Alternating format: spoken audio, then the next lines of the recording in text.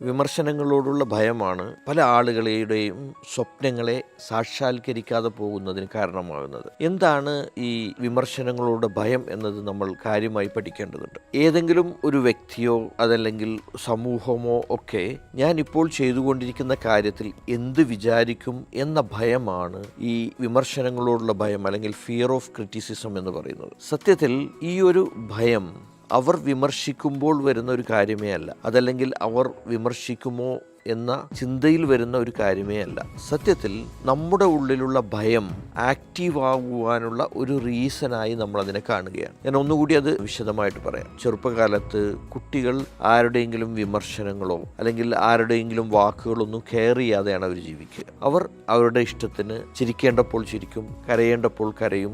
അവർക്ക് ഇഷ്ടമുള്ള രൂപത്തിലാണ് അവർ ജീവിച്ചു പോവുക. എന്നാൽ അവർ വളർന്നു വരുന്ന ഒരു സമയത്ത് എന്താണ് സംഭവിക്കുന്നത്? കൂടെയുള്ള ആളുകൾ പല കാര്യങ്ങളും ചെയ്യരുത്, അങ്ങനെയല്ല ഇങ്ങനെയല്ല, നീ ഇങ്ങനെ ചെയ്താൽ അവരത് പറയും എന്നൊക്കെ പറഞ്ഞ് പഠിപ്പിച്ച് നമ്മളിൽ ഫോം ചെയ്യപ്പെട്ടിട്ടുള്ള ഒരു കാര്യമാണ് ഈ ഫിയർ ഓഫ് ക്രിറ്റിസിസം എന്ന് പറയുന്നത്. ഒരാള് നമ്മളെ വിമർശിച്ചു കഴിഞ്ഞാൽ നമ്മൾ ഒന്നുമല്ലാതാവുന്നു എന്നൊരു ചിന്ത വളർന്നു വരുന്നത് ഈ ചെറുപ്പകാലത്താണ്. നമ്മളൊരു ബിസിനസ്സോ അല്ലെങ്കിൽ വലിയ പ്രൊജക്റ്റുകളൊക്കെ ആയിട്ട് മുന്നോട്ട് പോകുമ്പോൾ ഈ കാര്യങ്ങളാണ് നമ്മെ പുറകിലേക്ക് വലിക്കുക. അപ്പോൾ ഇവിടെ എന്താണ് ഇതിൻ്റെ സൊല്യൂഷൻ എന്നതുകൂടി നമ്മൾ മനസ്സിലാക്കേണ്ടതുണ്ട്. ഒന്നാമത്തെ കാര്യം, നമുക്ക് കൃത്യമായ പ്ലാനോ കൃത്യമായ പദ്ധതിയോ ഉണ്ട് എങ്കിൽ ആ പദ്ധതിയിൽ നിന്ന് മുന്നോട്ട് പോകാൻ നമുക്ക് കഴിയേണ്ടതുണ്ട്. ആ പദ്ധതിയുമായി നാം മുന്നോട്ട് പോകുമ്പോൾ അതിൽ നമുക്ക് കൃത്യമായ ഒരു വ്യക്തതയുണ്ട് എങ്കിൽ മറ്റുള്ളവർ എന്തു പറയുന്നു എന്നതിനെ നാം ഗൗനിക്കേണ്ടതില്ല.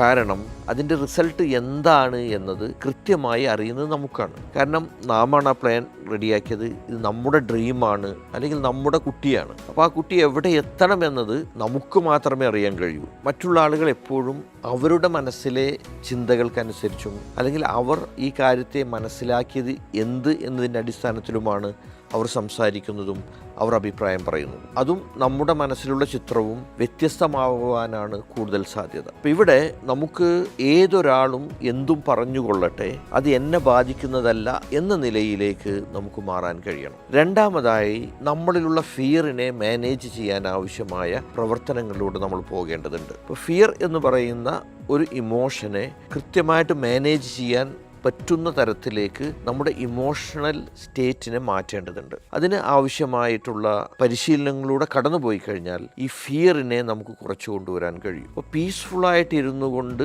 പ്രവർത്തനങ്ങളിലൂടെ പോകുന്ന ഒരു വ്യക്തിയെ ആര് വിമർശിച്ചാലും അത് അദ്ദേഹത്തിൻ്റെ പീസ്ഫുൾ ആയിട്ടുള്ള മൈൻഡിനെ തടസ്സപ്പെടുത്തുകയോ അദ്ദേഹം അന്ന് ചെയ്തുകൊണ്ടിരിക്കേണ്ട ഏതെങ്കിലും ഒരു പ്രവർത്തനങ്ങളെ ബാധിക്കുകയോ ചെയ്യില്ല. എന്നാൽ ഒരു ഫിയർ ഉള്ള ഒരാളാണ് ഈ വിമർശനങ്ങളെ നേരിടുന്നത് എങ്കിൽ ആ വിമർശനങ്ങളെ ഒട്ടും അംഗീകരിക്കാൻ കഴിയാതെ തൻ്റെ പദ്ധതികളൊക്കെ മാറ്റിവെച്ചുകൊണ്ട് ഒരു മുറിയിലേക്ക് ഒതുങ്ങിക്കൂടുന്ന അതല്ലെങ്കിൽ സംഘർഷഭരിതമായ ഒരു പ്രവർത്തനങ്ങളിലൂടെ ഏർപ്പെടുന്ന ആളായിട്ട് മാറും. ഇത് വളരെ പ്രധാനമായിട്ട് നമ്മൾ മനസ്സിലാക്കേണ്ടതാണ്. ഒരു ബിസിനസ്സിൻ്റെ അല്ലെങ്കിൽ ഒരു പദ്ധതിയുടെ വിജയം എന്ന് പറയുന്നത് എത്രമാത്രം നിങ്ങൾക്ക് വിമർശനങ്ങൾ നേരിടാൻ കഴിയും എന്നതിനനുസരിച്ചാണ്. അപ്പോൾ വിമർശനങ്ങളെ ഉൾക്കൊള്ളുവാനും വിമർശനങ്ങളെ വിമർശനങ്ങളായിട്ട് കാണുവാനും ആ വിമർശനങ്ങൾ നമ്മുടെ ഉള്ളിൽ ഫിയറിനെ കൊണ്ടുവരുന്നുണ്ടെങ്കിൽ ആ ഫിയറിനെ ക്ലിയർ ചെയ്ത് കൊണ്ടുപോകാനും നിങ്ങൾക്ക് കഴിയണം. അങ്ങനെ നിങ്ങൾക്ക് കഴിഞ്ഞാൽ എത്ര വലിയ പദ്ധതികളും പ്രാവർത്തികമാക്കുവാൻ നിങ്ങൾക്ക് കഴിയും.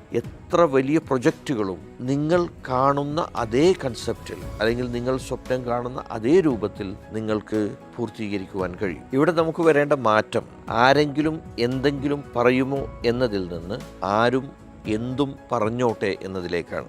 ആരും എന്തും പറഞ്ഞോട്ടെ എന്നതിലേക്ക് നിങ്ങൾ എത്തിക്കഴിഞ്ഞാൽ നിങ്ങൾക്ക് സക്സസ്ഫുൾ ആകുവാനുള്ള ഒന്നാമത്തെ പടി നിങ്ങൾ കടന്നു എന്ന് മനസ്സിലാക്കണം.